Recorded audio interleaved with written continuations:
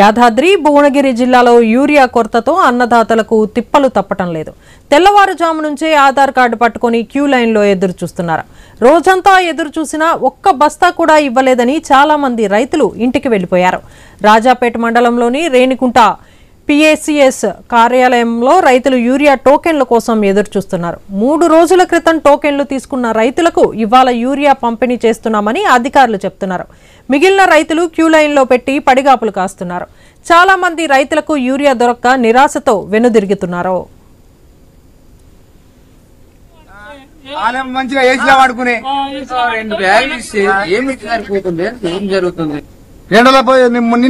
మొన్న వచ్చిన అట్టే తిరిగిపోతున్నాం. 12 తారీఖు వచ్చిండు, 12 తారీఖు వచ్చిండు, 13 తారీఖు వచ్చిండు, ఇవాళ 14 తారీఖు. ఈ డేట్ మళ్ళీ ఇప్పుడు ఎంత 20కి వేస్తురా? 21 ఇట్లా వేస్తే ఏం చేయాలి? ఇప్పుడు అది గ్రోత్ పోతుంది. గ్రోత్ పోతే ఏం చేయగలుగుతాం చెప్పు? రైతుల కోసము ఇక్కడ మరి రైతులందరూ వచ్చి ఇక్కడ ఇట్లా కూర్చుంటారు. మరి అడ్డం పెడతారు. కనీసం వీళ్ళకి ఒక 2 క్యాన్ల నీళ్ళు తెచ్చి ఇక్కడ పడేస్తే తాగుకుంటానన్నా కూర్చుంటాను. ఫుడ్ పెట్టకుండా సరే సార్, కనీసం తాగడానికి వాటర్ అన్న ఇప్పించాలి కదా. ప్రభుత్వం ఇది గవర్నమెంట్ దే కదా, ప్రైవేట్ అయితే కాదు కదా. తెచ్చైతే రైతులకు కనీసం వాటర్ అన్నా పెట్టాలి కదా. ఏ నాయకులు పట్టించుకోవట్లేదు. ఇప్పుడు అప్పుడు వాళ్ళకు ఓట్ల గురించి అయితే ప్రతి రోజు ఇండ్ల పన్నా తిరుగుతారు. మరి ఇప్పుడు కూడా అట్లనే రైతులకు సంబంధించింది ఏదన్నా ఉంటే వాళ్ళు పట్టించుకొని ప్రతిదీ రైతుకు అందించాలి కదా. టైం కు ఏదున్నా ఈ రైతు ఈ టైం కు పెట్టుబడికి అవసరం ఉంటది. ఈ మసాలాలు గానీ ఒడ్లు గానీ ఏదైనా ప్రతిదీ. ఇంకా ఇదే విషయంపై మరింత సమాచారాన్ని మా ప్రతినిధి కిరణ్ అందిస్తారు. కిరణ్, చెప్పండి, 3 రోజుల క్రితం టోకెన్లు తీసుకున్న రైతులకే ఈ రోజు యూరియా అందిస్తున్నట్లు తెలుస్తుంది. దీనిపై మీ దగ్గర ఉన్న అప్డేట్స్ ఏంటి? దేవిక, యాదాద్రి భువనగిరి జిల్లాలో అన్నదాతలకు యూరియా తిప్పలు తప్పడం లేని పరిస్థితి అయితే ఉంది. ఇటు యూరియా కోసం PACS సెంటర్లు కావచ్చు, ప్రైవేట్ డీలర్ల వద్ద క్యూ లైన్ లో బారులు తీరుతున్నటువంటి నేపథ్యంలో ఇటు అది వ్యవసాయ సంబంధించిన అధికారులు టోకెన్ విధానాన్ని తీసుకొచ్చారు.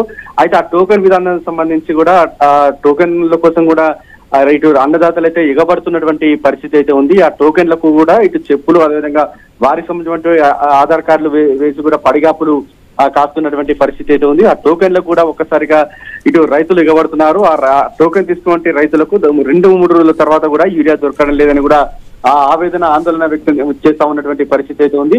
అయితే 3 రోజుల క్రితం తీసుకున్నటువంటి టోకెన్లకు సంబంధించి కూడా ఈ రోజు కూడా ఆ యూరియా ఇవ్వడం లేదని కూడా ఇటు రైతులు అయితే వాపోతున్నారు. అయితే ఆ టోకెన్ సిస్టమ్ సంబంధించి అక్కడ ఆ రైతులకు ఇస్తున్నప్పటికీ కూడా ఆ 200 మంది రైతులకు టోకెన్లు ఇచ్చి అక్కడ దాదాపు ఒక 50 నుంచి 60 బస్తాల స్టాక్ ఉంటుంది.